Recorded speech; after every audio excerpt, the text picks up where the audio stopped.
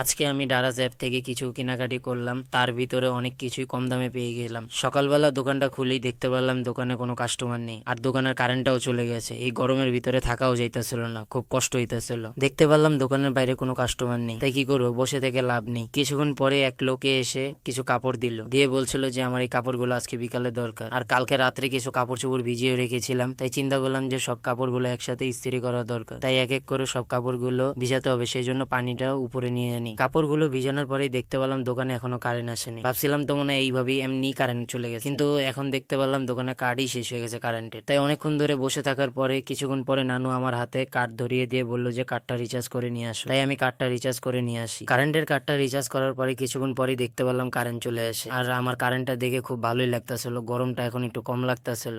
তাই কতক্ষণ বসে বসে মোবাইল টিপতেছিলাম, কিন্তু কিছুক্ষণ পরে মোবাইল টিপতে টিপতে দেখতে পারলাম যে অনলাইন থেকে একটা জিনিস অর্ডার করব, সেই জন্য ডারাজ অ্যাপটা ইনস্টল করে ফেলি। ডারাজ অ্যাপটা ইনস্টল করার পরে সেই অ্যাপটার ভিতরে ওপেন করার পরে কিছু পারমিশন ছিল, অ্যাকাউন্ট খুলতে হবে, সেই জন্য অ্যাকাউন্টটাও খুলে ফেলি।